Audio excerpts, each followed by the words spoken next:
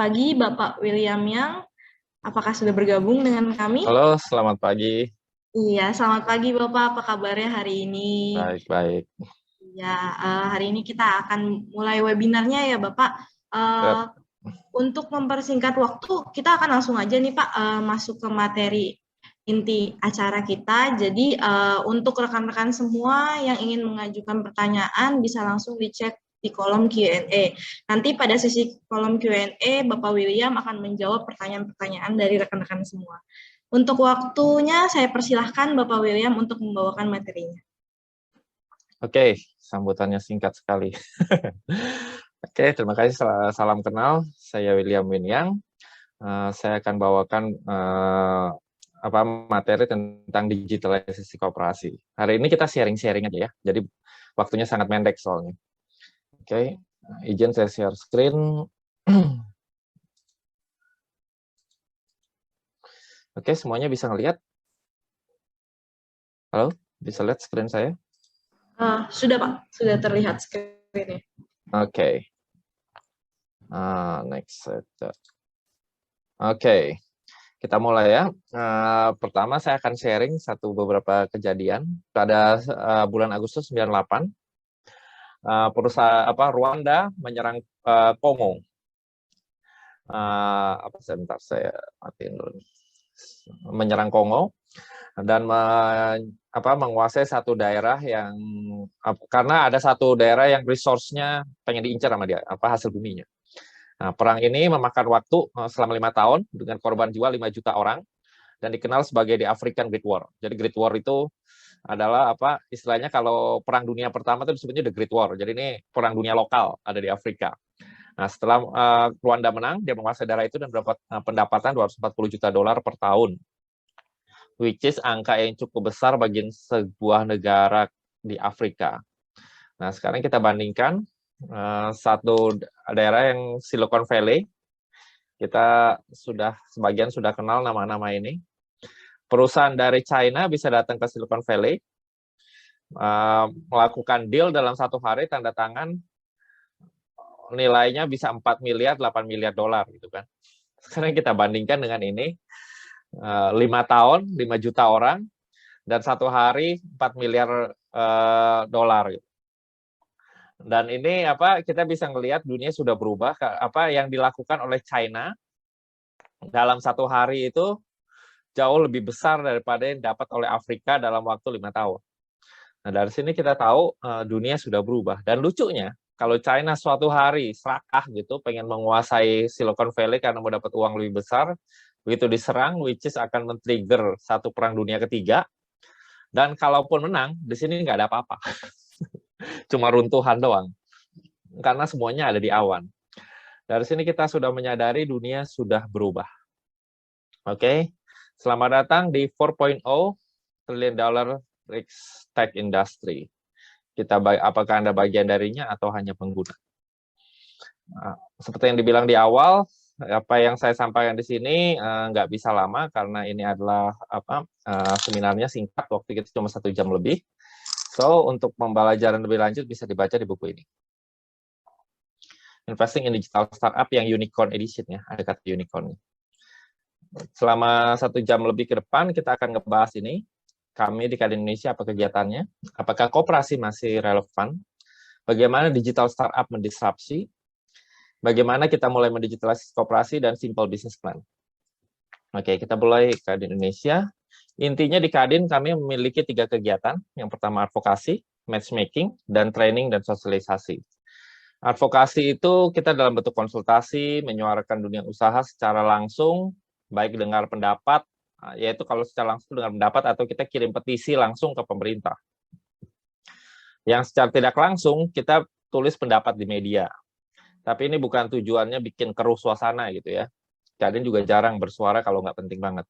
Ini contohnya yang kita suarakan di media, yang waktu kemarin unicorn dituduh antek asing semua karena sahamnya dimiliki asing semua.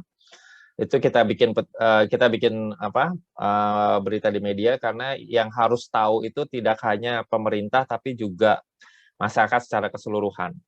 Kalau intinya yang tentang yang unicorn ini Intinya ternyata karena sistem legal di Indonesia tidak memungkinkan untuk investasi itu berjalan seperti yang berjalan sekarang. Jadi mau nggak mau orang mesti buka Singapura. Bahkan perusahaan seperti Mandiri pun buka di Singapura, itu intinya. Itu bisa dicari nanti. Nah, ini yang merusak Kristen Gay ini sempat ramai kemarin. Oke. Next, berikutnya yang kami kerjakan adalah training, sertifikasi, dan sosialisasi. Pertama, sosialisasi kebijakan baru pemerintah, sosialisasi jika ada peristiwa yang mungkin perlu diantisipasi seperti COVID-19, training dan peningkatan kompetensi, training pengurusan perizinan sertifikat halal. Ini training ini kita lakukan setiap minggu 2 kali. Dan beberapa secara bebarengan kadang-kadang di beberapa daerah sekaligus. Dan juga sertifikasi keperluan ekspor. Jadi kalau mau ekspor biasanya harus perlu cap kadin. Oke, berikutnya adalah matchmaking.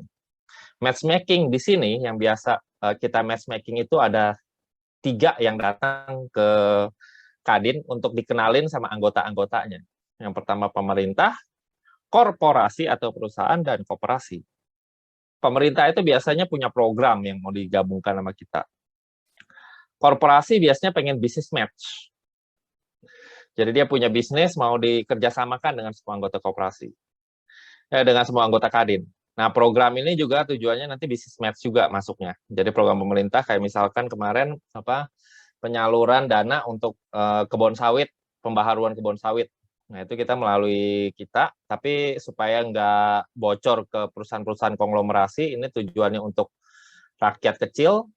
Nah, itu kita yang bantu fasilitasi kemarin. Kita carikan yang cocok petani-petaninya dan kita himbau. Dan koperasi tujuannya biasanya ada 2. Selain business matching, untuk merekrut anggota juga. Business matching intinya apa? Pertama, penyaluran bantuan, loan and investment. Bantuan ini biasanya pemerintah ya. Supply chain, jadi kalau misalnya saya ada perusahaan angkutan yang murah, bisa kerjasama sama seluruh anggota kadin yang jualan online, itu kita bantu. Itu juga ada kemarin Shopee, JDID, beberapa e-commerce sempat kerjasama sama kita untuk pelatihan sekaligus ngasih voucher supaya mereka bisa promo menjelang Lebaran ini. Berikutnya business opportunity. Jadi kalau misalkan ada yang punya bisnis mau dikerjasamakan atau sinergi, dan terakhir CSR. Namun dari ketiga kelompok ini, government, korporasi, dan koperasi, yang performanya paling jauh itu koperasi. Entah kenapa, jadi merekrut anggotanya kurang sukses, dan business matching-nya ya kita bisa bilang nggak greget. Ada dapat beberapa, kecuali yang loan ya, kecuali dalam bentuk pinjaman itu peminatnya tetap banyak. Tapi kalau di yang lain di luar pinjaman rasanya tuh rendah gitu. Nah, kita berikutnya mengarahkan kita untuk mempertanyakan relevansi koperasi. Masalahnya di apa? Di anggota dan penawaran bisnisnya. Yang kita lihat analisa kemarin, kenapa tuh koperasi kok performanya kalau kita tawarin tuh kurang bagus gitu. Dari segi anggota, mereka kesulitan merekrut anggota tidak disiplin dalam simpanan wajib, kalaupun ikut simpanan wajib kurang berkontribusi, bermental pengemis, tidak dikelola profesional, sebagian memiliki mental permusuhan, jadi katanya kita mau menjegal e-commerce gitu. Kok menjegal Tokopedia sama Shopee gitu. Ini siapa yang mati duluan. Terus adalah tidak memiliki jiwa persaingan yang ada yang memiliki jiwa persaingan tidak sehat, itu seperti yang nomor 6 tadi. Nah, penawarannya itu tidak menarik dan terkesan kurang kredibel. Ini banyak yang kita ngelihat permasalahannya. Nah, next, sekarang kita bandingkan dengan lawan kita di dunia startup. Gimana sih cara dunia digital ini bekerja, dan kenapa kita ngelihat koperasi semakin apa yang diservis sama koperasi bisa makin digerus sama dunia ini. Oke, untuk mengerti dunia ini kita harus ngerti ini. Nah, ini katanya ada beginian. Cuma permasalahannya ini kan ada kecoa, poni, sentor, unicorn, dekakon, hektokon. Nah, kita tahu ini kan, pertanyaannya kenapa nama-nama kuda dipakai di sini? Ada yang pernah bertanya nggak? Kenapa di sini pakai nama-nama kuda gitu? Itu katanya valuasi, ini kan valuasi. Kalau valuasi apa ini nggak jelas gitu. Itu maksudnya kenapa nama kuda? Ada yang mempertanyakan kenapa unicorn namanya unicorn. Nah, ini kalau misalkan masalahnya adalah nilai valuasi 100 miliar dolar, 1 miliar dolar, 10 miliar dolar, itu kita nggak bakal sebut unicorn. Kita akan sebutnya Godzilla. Sama seperti yang kita tahu ada di dunia, kalau yang suka main kripto di sini, di dunia kripto itu ada yang disebut sebagai, kalau orang yang punya kripto banyak disebut crypto whale, nggak ada yang disebut unicorn. Nah, sedangkan di dunia startup itu kenapa disebut unicorn? Kenapa bukan Godzilla gitu? Kenapa bukan whale? Dan ini saya sampaikan juga di Yahoo Finance 2017, 10 most valuable unicorn, Uber 68 miliar dolar. Titi Choosing 50, Xiaomi 46, Airbnb 29,3. Semuanya dibilang unicorn, nggak ada yang disebut dekakorn. Jadi dekakorn itu sebenarnya baru keluar itu populerly tahun 2019 pertengahan. Itu baru muncul entah dari mana itu. Dan sialnya itu dijadikan satu patokan di dunia, diakui dunia, which is itu mengaburkan dari sesungguhnya bagaimana sistem di dunia digital startup ini bekerja. Lihat kan, ini gambarnya beda lagi kan, yang tadi ada di sini gambar-gambarnya kelihatan beda lagi. Unicorn-nya dekakorn sama hektokorn ini bahkan satu perusahaan yang satu istilah yang baru muncul. Jadi makhluk mitologi yang baru diciptakan beberapa tahun kemarin gitu. Bentuknya aja masih pada bingung gitu, bentuknya binatang apa itu. Oke. Nah, pada intinya pada 2017 sampai 2017 saya masih ingat, itu di dunia ini masih yang ada cuma cockroach sama unicorn. Jadi kalau kita waktu dulu mau dari venture capital, kalau kita ketemu sama satu startup, pertanyaan pertama yang biasa kita tanya kepada mereka, lu main unicorn atau main cockroach? Jadi karena ini membagi dua permainan yang benar-benar beda. Jadi cockroach itu ya perusahaan kecil nggak mati-mati. Gitu. Jadi kita sering lihat kan, kecil aja di pojokan gitu. Tapi hidup terus. Demikian juga kayak mie kan, ada bakmi bukan bakmi itu, kalau yang saya ingat langsung tuh bubur aguan di Mangga Besar. Itu dari bapak saya masih sekolah, saya masih kecil sampai hari ini, sampai si aguannya mati masih hidup aja. Sedangkan di sekelilingnya itu restoran, gedung-gedung segala macam itu pada bangkrut, bangkit dan jatuh gitu. Atau kalau ilmu cockroach ini, kalaupun mati besok hidup lagi. Jadi ini ini pun dalam dunia koperasi atau dunia perbankan juga bisa. Jadi kalau kalian mau milih jalur kecoa bisa juga. Kayak bank pertama di dunia itu adanya di Italia sono. Umurnya udah 700 tahun ya. Kalau 1400 something itu berarti sudah 700 tahun.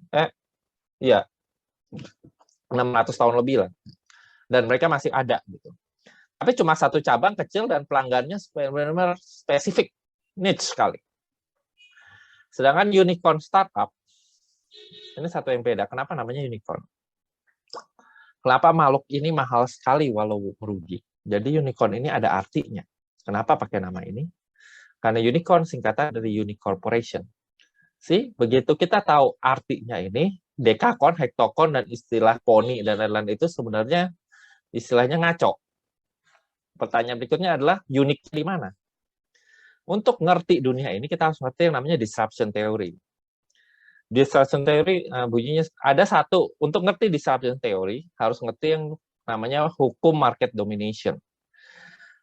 Hukum market domination itu bunyinya begini. Barang siapa yang mencapai 2/3 market share lebih dulu akan menguasai seluruh industri dan tidak bisa digantikan. Sebagai contoh, sulit sekali lah kita gantikan. Sebagai contoh Gojek gitu kan, pesaing-pesaingnya muncul semua tuh. Karena dia udah Gojek dan Grab sudah menguasai dominator, yang lain ya kelihatannya penggembira aja, Maxim sekali-kali kita lewat, tapi ya begitu-gitu aja. Yang lain juga sekali-kali lewat, tapi segitu-gitu aja, nggak bisa gede. Atau kita ngelihat di dunia perbankan, BCA, itu bank lain mau bergabung, mau promo, mau kayak gimana, itu tetap aja BCA berdiri di sana. Di dunia minimarket udah didominasi oleh Alfamart dan Indomaret, yang lain muncul mau dengan tekad kuat baja ataupun gimana pun ya, sebentar muncul sebentar mati. Nah, tapi lucunya kalau kita ke Bali, Indomaret sama Alfamart itu langka, hampir nggak ada gitu. Yang ada Kokomart sama Minimart yang huruf M itu. Indomaret sama Alfamart tidak bisa mendominasi di Bali.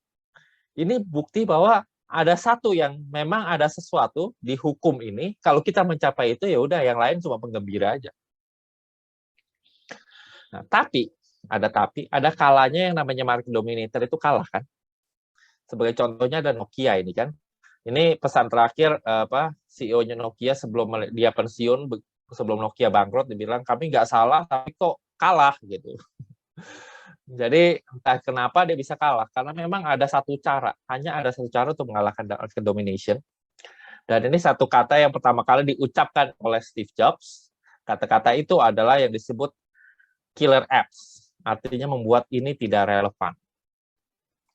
Nah, killer app ini intinya suatu, kalau diterjemahkan, suatu yang betul-betul bagus, begitu bagusnya sampai kita meninggalkan cara lama demi menggunakan teknologi baru ini.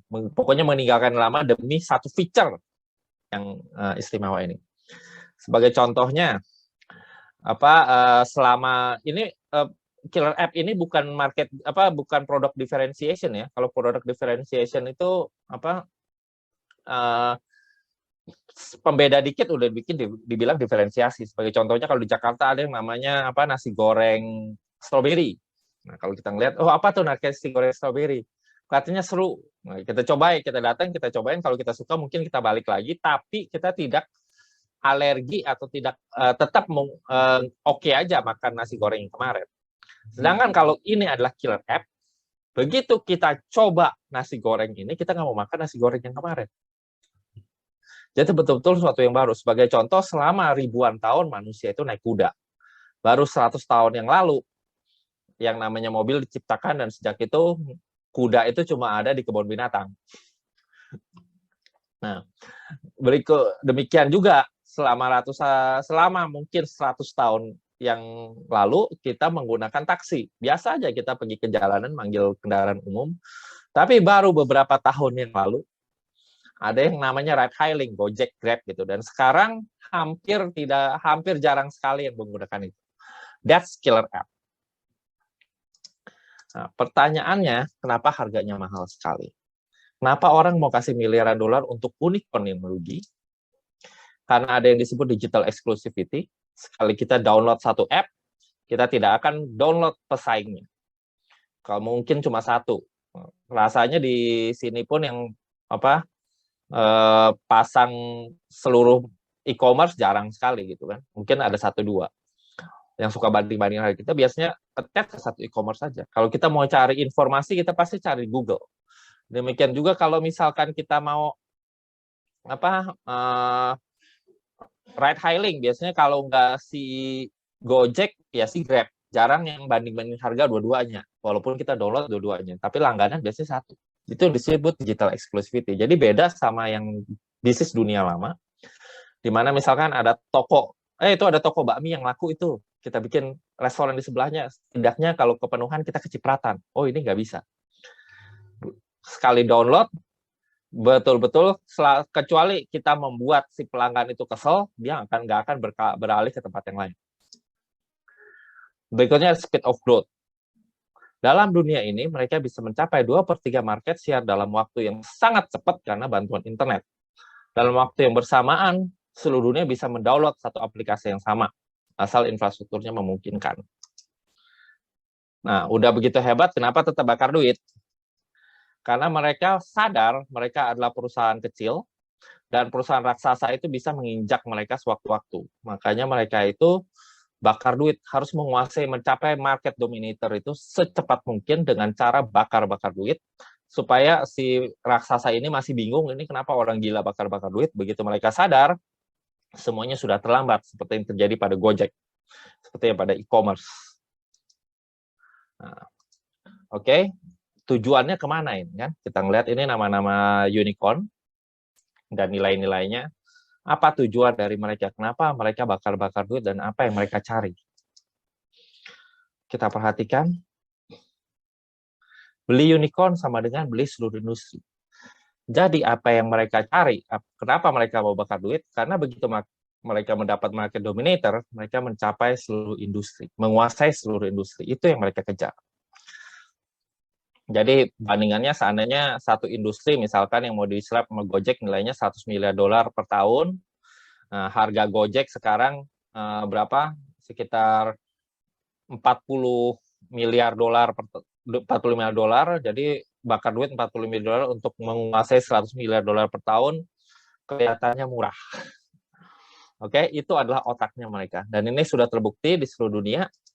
Satu industri hanya satu penguasa, Google, Amazon, Facebook, dan semua embel-embel di sampingnya. Di China cuma ada 3, Baidu, Alibaba, Tencent, yang dijuluki The Three Kingdom. Ini lawan kita. Oke? Nah, pada kenyataannya, sekian ratus tahun yang lalu, 100 tahun yang lalu lebih ya, yang namanya koperasi itu sempat menjadi disruptor juga. Dia adalah satu cara orang kecil, orang yang lemah untuk mengalahkan apa raksasa. Ini seperti gambar Daud lawan Goliat. Nah, sejarah koperasi itu seperti ini kan. Pada 100 tahun yang lalu, dunia itu dikuasai oleh korporasi, oleh taipan-taipan, which is Rockefeller, Vanderbilt, Andrew Carnegie, JP Morgan, dan mereka betul-betul menguasain. Mereka bersaing, tekan harga pekerja serendah-rendahnya, naikin harga setinggi-tingginya, sampai semuanya dikuangkagen mereka. Nah, ini kondisi buruh pabrik pada zaman itu. Kalau ngelihat dibandingin sama yang sekarang justru jauh lebih baik. Zaman dulu ini seperti ini kondisinya, dan biasanya setiap bulan ada aja 1 atau 2 orang yang mati tanpa asuransi sama sekali. Nah, jadi koperasi pada zaman dulu adalah di mana para pekerja bersatu untuk mengimbangi korporasi. Ini sebagai satu contoh, berapa tahun yang lalu saya pernah nonton satu film tentang koperasi. Itu cerita koperasi paling awal ya. Itu ceritanya di satu negara, itu seperti inilah kondisinya. Begitu miskin, harga-harga terus naik sampai tidak terbeli lagi. Hingga satu orang ibu berpikir kreatif, dia harus kasih makan keluarganya dengan cara dia harus cari sumber penjualan barang-barang ini dari mana. Jadi mulailah dia kasak kusuk mencari supplier dari toko. Dan dia sampai satu ketika dia berhasil menemukan supplier itu di satu tempat dan dia mau ngebeli barang. Begitu dia mau ngebeli, ternyata harga yang dijual di sana nggak jauh beda, cuma berkurang dikit dibandingkan dengan harga yang di toko. Yang mana dia protes, kamu kok jual, kamu harusnya menyamakan kamu pasti nggak adil sama saya. Kalau misalkan dia beli dengan harga segini dan dijual dengan harga segitu di toko di kota saya, pasti mereka nggak nutup. Kalau saya menuntut harga yang sama dengan orang yang ngebeli itu. Nah, si suppliernya itu bilang, si pabriknya itu bilang, boleh aja, tapi kamu harus ngebeli 1 gerobak gitu, minimal sekian. Wah, saya nggak perlu sebanyak itu, dan saya nggak punya uang sebanyak itu. Ya udah, berarti kamu nggak bisa kan? Ya udah, kamu beli aja di toko. Kata-kata itu membuat si ibu ini pulang dan terus berpikir kreatif dan menceritakan kepada teman-temannya, yang mana teman-temannya akhirnya semuanya menabung ke si ibu ini untuk akhirnya bisa ngeborong satu barang dari satu pabrik yang mana dibagi-bagi ke para orang yang ikut berkontribusi itu.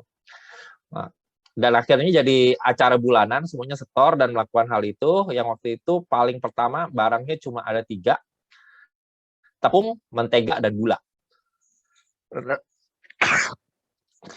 Cuma ada 3. Tapi bisnisnya cukup bagus, peminatnya makin banyak, bisnisnya makin lama makin berkembang, dan jadilah satu toko yang mana mereka memiliki daya tawar dan bisa berdiri satu level yang sama dengan para raksasa. Ini sejarah koperasi.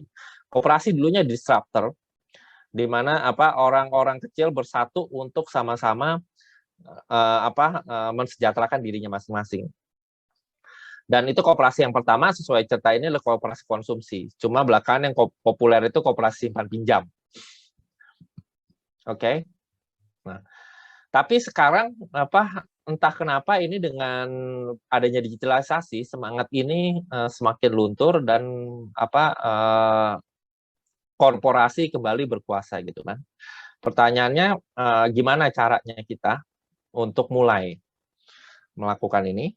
Ya pertama kita bisa mau panggil IT guy. Jadi kita mulai digitalisasi gimana untuk mengejar itu. Kita panggil orang IT atau bisnis analis atau konsultan, atau kita misalkan punya ide sendiri. Kita bikin satu bisnis plan. Kita tunjukkan kondisi saat ini. Tanya pertanyaan ini kalau kalian mau digitalisasi. Pertama, gimana kalau saya digitalisasi ini bisa meningkatkan sales saya? Gimana meningkatkan profit?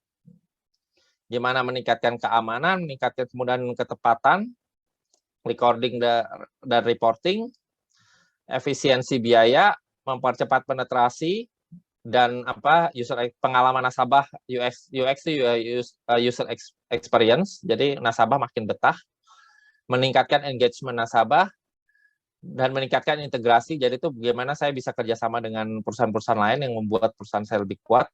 Dan terakhir yang paling penting hitung ROI-nya. Jadi percuma kalau kalian mau digital tapi merugi. Ini satu challenging yang satu kesalahan yang banyak dilakukan orang asal go digital. Tapi lupa mempertanyakan 8 pertanyaan ini. Gimana begitu saya digital bisa meningkatkan sales? Gimana begitu saya digital meningkatkan profit? Dan itu harus ada hitung-hitungannya. Namun walaupun kita sudah ini misalkan nih 8 pertanyaan ini nggak cocok nih dan kita memutuskan untuk ya udahlah saya nggak ngikut, saya tetap aja berjalan seperti sedia kala. Ingat kata-kata Mark Zuckerberg. Ini terakhir ya, yang nomor 5 itu setelah semuanya ini hitung ROI. Terakhir kita bertanya ini worth it apa tidak? Ini layak nggak kita lanjutkan? Kalau ternyata terlalu mahal, besar pasak daripada tiang, mungkin ada waktunya kita menunda. Tapi kalau kita nunda, kita harus ingat kata-kata Mark Zuckerberg waktu dia ngebeli WhatsApp pada tahun 2012 kalau nggak salah ya. Nah, pada waktu dia ngebeli WhatsApp itu harganya 19 miliar dolar. Pada waktu itu WhatsApp itu perusahaan masih merugi, dibeli 19 miliar dolar, cuma growth-nya tetap kencang gitu kan. Akhirnya si Mark Zuckerberg dipanggil dewan komisaris, dewan direksi, dipertanyakan gitu dalam RUPS. Ini apa-apaan kamu ngebeli beginian? Itu kan perusahaan rugi, asetnya nggak ada. Kamu nilainya dari mana? Otak kamu di mana? Si Mark Zuckerberg jawabnya seperti ini. Yang harus dihitung bukan berapa mahal harga yang dibutuhkan untuk membeli WhatsApp, tapi berapa mahal biaya yang harus kita tanggung nanti jika tidak melakukan pembelian ini sekarang.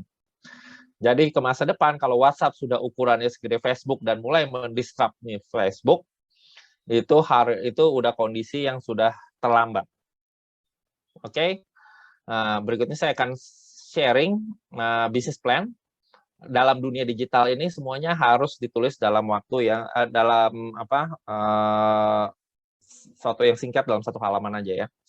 Jadi konon dalam urusan dengan timnya Pak Jokowi minta ide-ide bisnis ditulis dalam satu halaman aja. Ini istilah ini namanya KISS. Keep it simple, stupid. Jadi dunia ini dunia yang diciptakan oleh Steve Jobs. Orangnya rada-rada selengean, makanya bahasanya banyak-banyak alay begini. Oke, ini satu bisnis plan dalam dunia digital yang mungkin sebagian dari kita sudah tahu. Ini yang disebut Lean Canvas dan bisnis model Canvas. Lean Canvas itu intinya seperti ini, satu halaman yang berisi seluruh bisnis plan. Nah, pertama kita sebutkan satu masalah, sebutkan solusinya. Sebutkan masalah sama kondisi sekarang seperti apa nih. Setelah itu kita tunjukkan solusi kita seperti apa. Bisa nggak solusi ini secara logika itu mengatasi kebutuhan problem ini.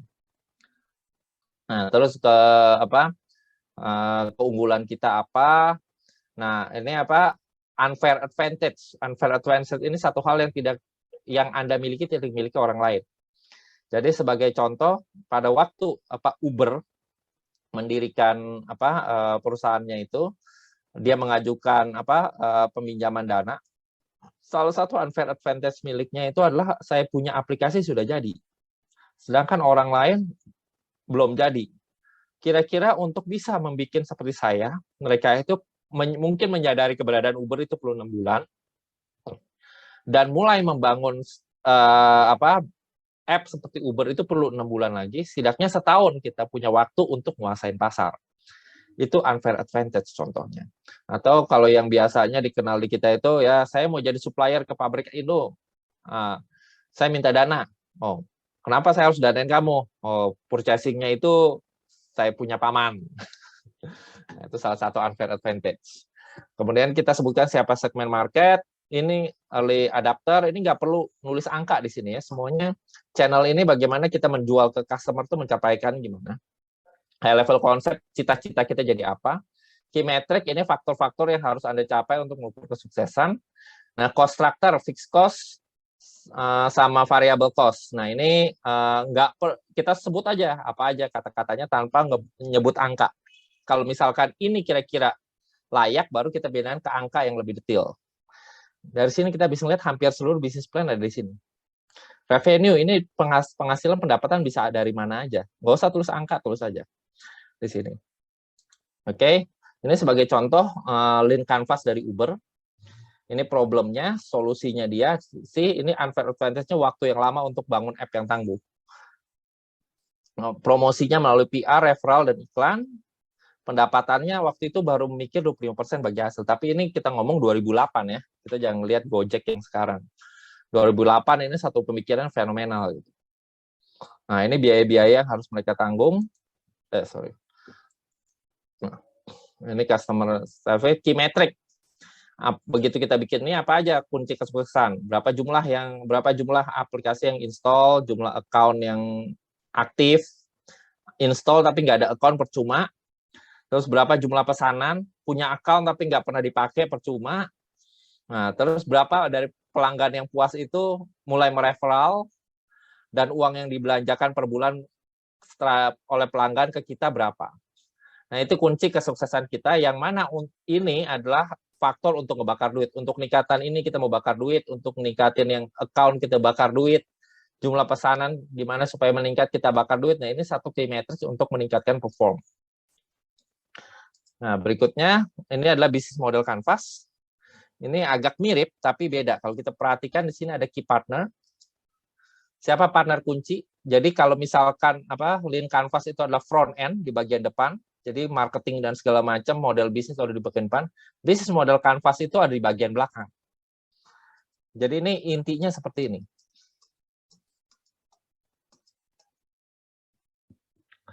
Nah, sebutkan partner kunci. Misalkan kalau misalkan kita adalah tukang bakso, atau misalkan kita koperasi. Koperasi nelayan. Salah satu partner kerjaan kita adalah ngeborong apapun yang dihasilkan oleh nelayan, kemudian kita jual. Partner kunci kita siapa?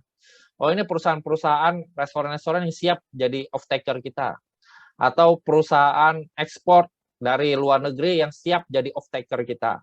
Inilah key partner yang harus diamankan. Kalau cuma ada satu key partner, resikonya apa? Kalau dia main belakang, dia main nakal atau mencoba neken kita, kita bisa diperas, kita dalam masalah. Jadi harus banyak nih key partner. Atau berikutnya adalah kita perlu cold storage. Kita perlu sewa cold storage, itu jadi key partner juga. Nah, aktivitas kunci dalam perusahaan, key activity. Jadi kita kerjanya setiap hari ngapain sih? Kalau kita adalah koperasi, misalnya koperasi nelayan, ya udah kita ngebeli, jualan, cari partner pembeli baru, kita ngebeli terus simpan ke cold storage, kita jualan. Nah, key resource, sumber daya yang harus ada, misalnya kita harus punya cold storage pun harus ada listriknya. Terus listriknya pun perlu ada pekerja dan lain-lain. Ini harus kita list semuanya. Nah, keunggulan yang kita miliki sama yang seperti yang tadi, bagaimana perusahaan berinteraksi dengan customer. Nah, jadi kalau misalkan customer kita adalah para nelayan dan para pembeli ikan. Jadi bertemu dengan para nelayan ya kita buka stand. Para nelayan itu bisa dari dari laut udah bilang saya hari ini dapat ikan ini.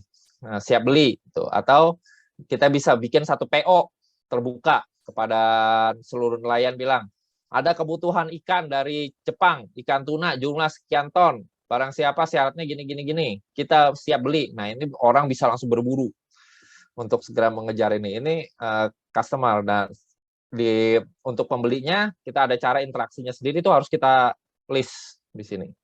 Channel sama, pos pendapatan variabel itu sama dengan kemarin.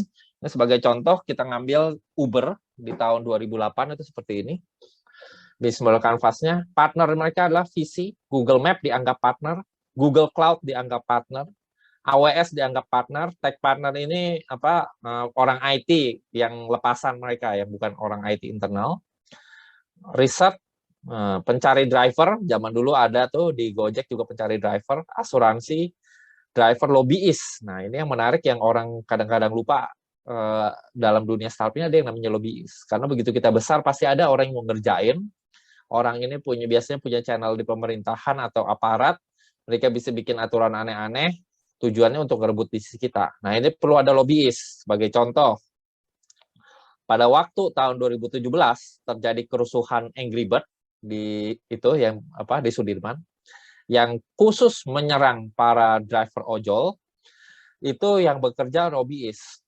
Dibilang kan ojol itu ilegal, Gojek sama Grab itu ilegal, nggak ada izin, sedang kita punya izin gini. Lobbyist ini ngomong gini, loh, kita bukan perusahaan transportasi, kita perusahaan apa? Kita perusahaan komunikasi, kita kan cuma perusahaan telepon yang menghubungkan pembeli dan penjual. Yang harus ditertibkan ya para drivernya itu. Nah, akhirnya mereka merubah membalikan istilahnya membalikan meja gitu kan. Dari tadinya antara kelompok perusahaan transportasi lawan ojol, lawan perusahaan Gojeknya. Jadi antara perusahaan transportasi versus seluruh rakyat gitu. Which is pada waktu itu ada 200.000 driver. Mereka harus menghadapkan langsung 200.000 driver. Ini pentingnya lobbyist. Nah, itu harus kita pikirkan. Mungkin pada waktu pertama kali mulai belum bisa, nah, suatu hari nanti akan dibutuhkan. Nah, ini kerjaan sehari-hari di Uber seperti ini, key research yang dia diamankan segini. Nah, kira-kira segini juga the point. Oke, demikian kita lebih banyak nanti interaktif untuk pembelajaran lebih lanjut bisa baca di buku saya Investing in Digital Startup. Oke, sampai di sini dulu. Mungkin ada pertanyaan. Kita kembalikan ke moderator. Oke, terima kasih Pak William atas materinya. Mungkin materinya bisa menjadi insight untuk rekan-rekan semua. Nanti untuk pertanyaan yang ingin diajukan boleh langsung dituliskan di kolom Q&A. Nanti akan dijawab pada sesi Q&A ya Pak William ya. Oke, untuk selanjutnya ada sedikit perkenalan dari komunitas kami yaitu Koperasi Go Digital. Perkenalan ini akan disampaikan oleh Bapak Leonardo. Untuk Bapak Leonardo, waktu dan tempatnya saya persilahkan. Terima kasih. Oke, terima kasih untuk waktunya. Sebentar saya akan mulai share screen.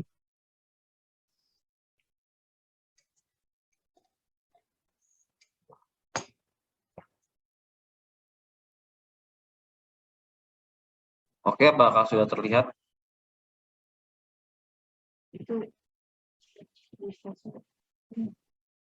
Ya, Oke, sudah apakah sudah terlihat? Oke, terima kasih waktunya. Sekarang saya akan menjelaskan dari Koperasi Go Digital, digitalize koperasi to the next level.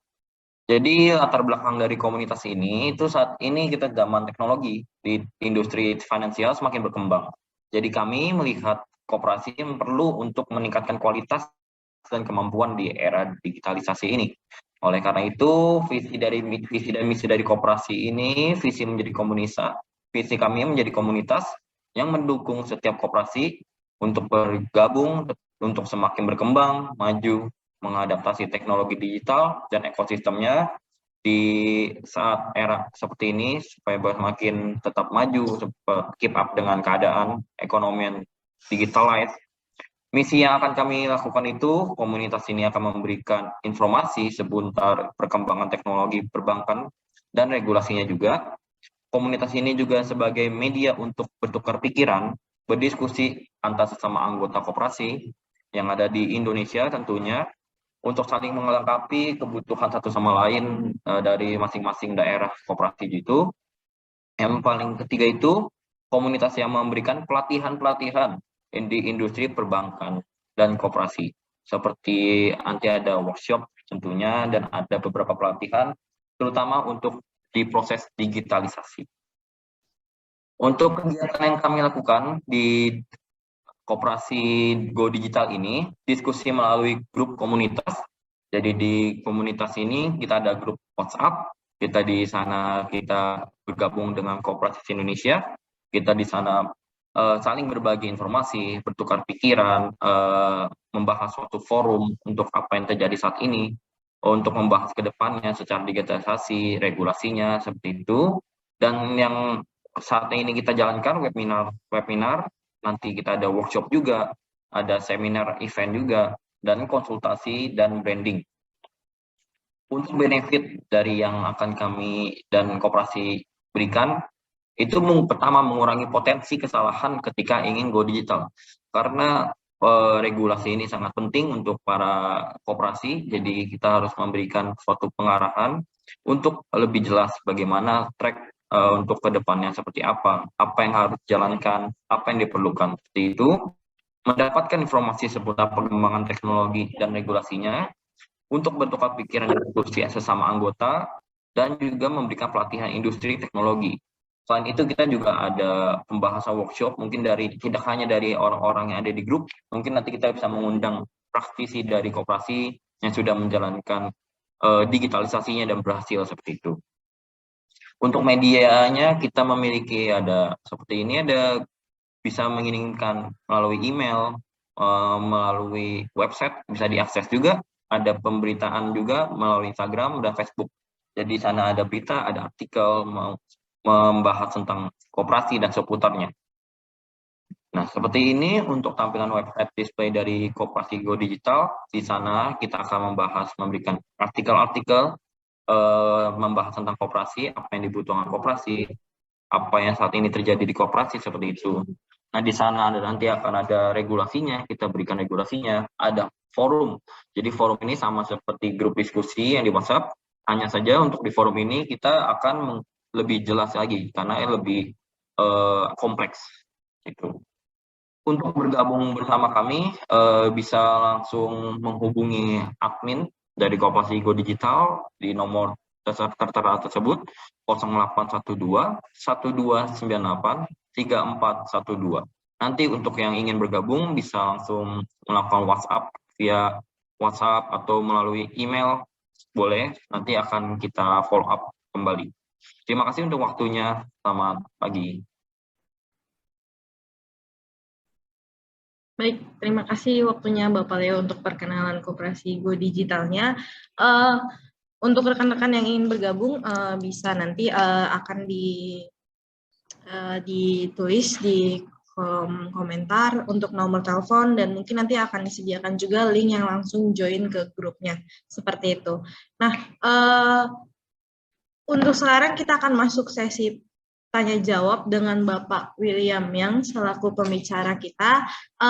Bapak William Yang, kita sudah mempunyai beberapa pertanyaan nih Pak, pertanyaan yang cukup menarik untuk dijawab, kayak seperti itu. Yang pertama itu, sebentar ya, saya lihat dulu. Dari ini dari Ripka DJ. Pak, jadi kalau startup bentuknya koperasi bisa ya? Gimana tuh Pak William? Apakah ketika kita membuat startup itu bisa dalam bentuk koperasi? Mungkin seperti itu ya pertanyaannya ya. Oke, gini, startup bisa dalam bentuk koperasi, cuma challenging-nya adalah pada waktu kamu cari investor. Karena investor tentunya ingin memiliki equity dalam perusahaan itu. Tapi kalau bentuknya adalah koperasi, itu tidak ada pemiliknya. Pemiliknya adalah anggota. Kalaupun ada orang yang punya duit banyak masukin uang, ya dia akan dapat bagi hasil lebih banyak, tapi tidak dalam control vote. Which is kalau yang namanya venture capital, itu yang bergerak di dunia startup itu biasanya itu mereka itu mau beli 1% ada equity-nya, makanya perusahaannya dalam bentuk PT.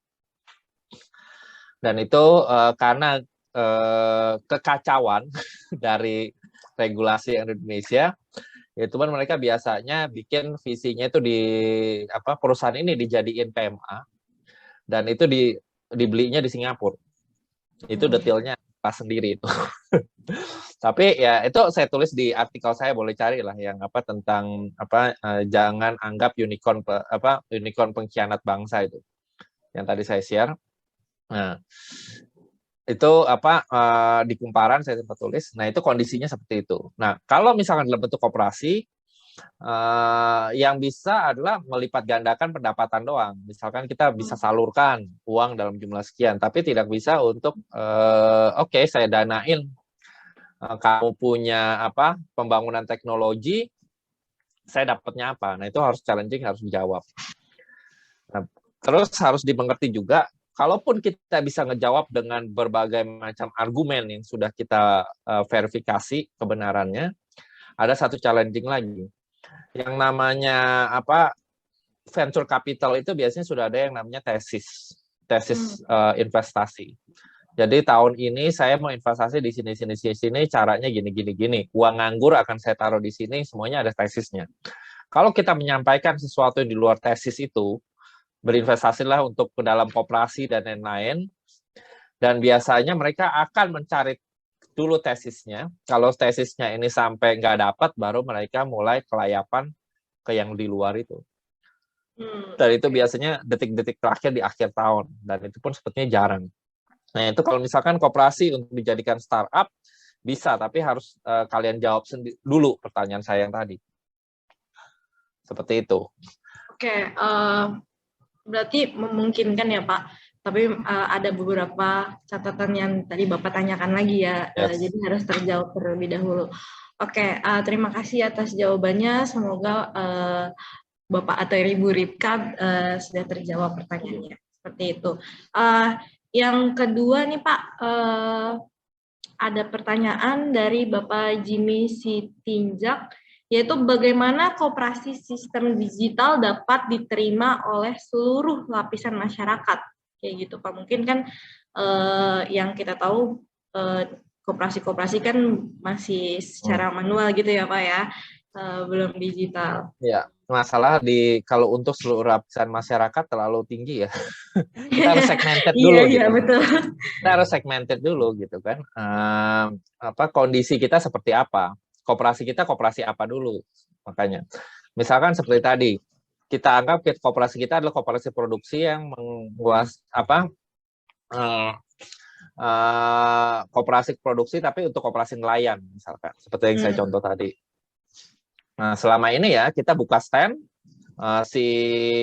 anggota koperasi itu datang jualan ikannya. Ikan ini akan kita taruh di cold storage, kemudian kita jual lagi ke para off-taker yang siap ngebeli. Misalkan seperti itu. Nah, ini selama manual sebenarnya ditulis. Nah, sekarang tinggal digitalisasi. Misalkan dengan digitalisasi kita bisa langsung kontak dengan pembeli-pembeli luar negeri, terus kita langsung buka PO di punya website kepada seluruh anggota, kita punya order 10 kontainer ikan tuna. Silakan penuhi kuotanya, cepat-cepat didapat. Nah, itu langsung dapat kan pesan di app digitalnya. Nah, dari situ mereka bisa ngejar target quality controlnya juga lebih mudah. Misalkan mereka begitu dapat pesan itu, syarat-syarat spek-speknya bisa ada di situ, dan mereka begitu mereka tangkap seekor ikan tuna, mereka bisa kirim foto apakah spek ini masuk, foto dalam bentuk ditimbang atau something, apakah spek ini masuk, begitu dibilang oke, mereka kan go on. Nah, itu salah satu go digital, dan semuanya ditransfer lewat semuanya secara online. Dan ini juga ada satu contoh juga, satu koperasi di Bali itu juga untuk ngumpulin dana anggotanya itu kan misalkan ya, jadi memang harus ada seminya juga gitu ya, semi digitalnya gitu. Misalkan mengumpulkan iuran bulanan itu pakai aplikasi. Jadi ada satu tuh juru tagih gitu keliling punya aplikasi. Jadi ketemu sama aplikasi si nasabah, si anggota itu, oke, kita sama-sama keluar handphone ya. Begitu kita sama-sama keluar handphone, ada QR code, begitu di scan, oke, tak nasabahnya namanya misalkan Pak Leonardo. Nah ini oke, nasabahnya Pak Leonardo, bulanannya belum masuk. Nah begitu dia transfer, kasih duit ke si juru tagih atau transfer ke rekening tertentu yang sudah ada di aplikasi itu, langsung tertulis iuran bulanan tahun ini, simpanan wajib tahun ini, bulan ini Pak Leonardo sudah lunas. Itu salah satu step go digitalnya. Itu yang saya lihat di Bali. Itu operasi pariwisata. Oke, menarik. Oke, berarti pertanyaan selanjutnya nih Pak, berhubungan juga dengan koperasi digital dari Bapak Gede Eka, yaitu apakah koperasi digital bisa seperti bank-bank digital yang sudah ada nih Pak, contohnya mungkin kayak Bank Neo nih, kayak gitu Pak, apakah bisa kayak gitu? Oh, sangat bisa. Aplikasinya juga udah banyak gitu kan. Justru aplikasinya tinggal copy paste aja dari aplikasi Bank Neo itu. Jadi bisa, dan itu izin BI-nya kan lebih mudah. Izinnya karena koperasi simpan pinjam izin. Cuma sekarang perlu pengetatan dikit OJK, tapi izinnya nggak perlu seketat yang bank digital, harus dana 1 triliun, itu nggak perlu. Berarti izinnya akan lebih mudah ya Pak dibanding bank-bank digital yang ada sekarang seperti itu ya? Oke, Bapak Gede Eka mungkin sudah terjawab lengkap ya oleh Pak William dari... Ya nanti boleh japri kayaknya Pak Gede Eka nih teman saya di FB. No. Mau nanya japri aja nanti. Oke, nanti bisa langsung japri khusus dari Pak William seperti itu. Mungkin ini ada salah satu pertanyaan juga Pak, apakah ada case study untuk koperasi simpan pinjam dalam mendigitalisasi koperasi di daerah-daerah kecil Pak? Ini pertanyaan dari Bapak Segoro Artoning Makmur. Kayak gitu. Simpan pinjam untuk didigitalisasi daerah-daerah terpencil, ya ada seperti yang saya bilang tadi. Yang tadi ya, koperasi itu yang di Bali itu, tapi memang dia ada koperasi pemandu wisata sih ya. Cuma untuk ngumpulin dana anggotanya mereka pakai aplikasi. Jadi memang itu desa-desa anggap orang-orangnya masih gaptek gitu kan. Ada juga yang lebih kreatif, itu mereka menggunakan sidik jari. Jadi oke, saya kasih duit ya, begitu masukin sidik jari, tempel sidik jari ke handphone orang yang nagih. Oke, tercatat Bapak ini sudah melakukan simpanan anggota gitu loh. Nah itu dan mereka punya activity, semuanya bisa dipantau melalui handphone, melalui aplikasi handphone. Jadi sebenarnya itu udah bisa, karena sekarang kalau kita ngeliat ke desa-desa pun internet sudah masuk desa, dan handphone orang desa itu kadang-kadang lebih mahal dari kita punya. Iya betul. Saya berapa kali ke daerah NTT gitu kan, satu desa itu pada iPhone semua. Terbaru lagi. Lebih ini ya, lebih update di desa malah ya Pak. Tinggal diajarin aja bagaimana cara menggunakannya gitu. Sesuatu yang lebih mudah harusnya lebih bisa diterima. Walaupun kadang-kadang ada juga yang orang yang bebel gitu. Ya itu bukan target market kita tinggalkan dulu, kita cari bisa terima, otomatis step by step orang yang bebel itu akan ngerasa dia ketinggalan dan dia akan berusaha menyesuaikan diri juga. Kondisinya kan seperti orang tua kita kan. So sekarang orang tua kita pada mulai pakai handphone, pada mulai pakai WA, sudah mulai keliaran di Facebook gitu kan. Bahkan ada yang main TikTok. Dan udah pada mulai belanja digital, udah mulai pakai Gojek. Itu adalah generasi yang menolak teknologi, tapi karena semuanya udah pakai, ya otomatis mereka mau nggak mau harus pakai gitu. Jadi kalau misalkan ini ada satu taktik perang dunia pertama gitu ya, yang namanya Stormtrooper gitu. Nah, pada waktu perang dunia pertama itu senjatanya terlalu canggih, jadi orang pada bingung. Jadi nggak ada jenderal yang pernah perang dengan senjata-senjata itu, tembakan jarak jauh segala macam, belum pernah terjadi perang seperti itu sebelumnya. Jadi mereka akhirnya terjebak dalam perang di trench. Trench itu jadi kayak parit-parit gitu, begitu ngelangkah lewat parit itu pada mati gitu. Jadi bertahun-tahun di situ kan penderitaan gitu. Sampai suatu hari Jerman memiliki satu taktik namanya Stormtrooper. Itu pasukan kecil 5 orang gitu ya. Nah, pertama kan tentu aja dia bombardir gitu ya, dodor gitu. Sambil pasukan ini lari ke itu musuh. Senjatanya itu lengkap, jadi ada granat, ada senapan mesin pendek. Udah masuk ke situ ngebom, kalau dia berhadapan sama satu benteng yang nggak bisa mereka tembus, mereka tinggal. Pokoknya mereka serang aja yang mereka bisa serang, tapi kalau mereka ngerasain terlalu kuat, mereka akan tinggal. Nah, tugas benteng yang kuat itu akan diatasin sama tank sama pasukan artileri yang lebih canggih gitu. Jadi bisa taktiknya seperti itu. Anda jualan satu aplikasi teknologi tinggi, ngadepin orang yang bebel, yang punya teori dan segala macam, malah ngajarin Anda supaya kembali ke masa lalu, tinggalkan dulu, cari yang mau terima. Dan itu kan yang terjadi di Gojek sekarang. Semua perubahan teknologi akhirnya seperti itu. Ya betul ya Pak. Jawabannya sangat lengkap sekali gitu.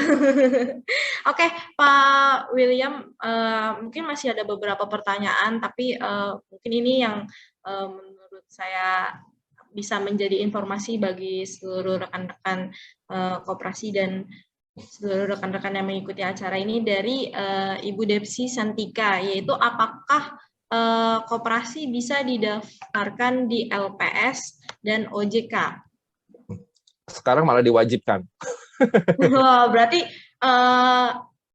diwajibkan untuk daftar ya Pak untuk ya, di LPS. Jadi itu aturannya sudah keluar, cuma implementasinya itu masih bertahap. Karena mereka kan ngelihat kan orang takut kaget gitu. Koperasi itu kan banyak terlalu jadul, jadi pemerintah juga agak takut. Jadi kalau untuk izin baru biasanya sudah harus mulai diarahkan ke sana. Karena memang pada yang kemarin-kemarin itu kan banyak tuh koperasi simpan pinjam yang kasih bunga setinggi langit tiba-tiba bangkrut gitu. Iya. Dan bahkan penjahat-penjahat keuangan sembunyinya di balik koperasi. Nah, kita lihat kan ada satu perusahaan investasi besar, mereknya si X gitu kan. Perusahaan investasinya nggak ternyata yang diawasin OJK tidak melakukan kecurangan. Yang melakukan kecurangan dan money game itu adalah koperasinya. Wah, jadi ada di bawahnya gitu ya Pak. Iya, jadi itu terpisah malah. Jadi supaya nggak bisa ngerembet ke sono. Oke. Ya akhirnya setelah ditelusuri berbagai macam cara, bosnya akhirnya bisa ketangkap juga, gitu kan, Mr. H gitu.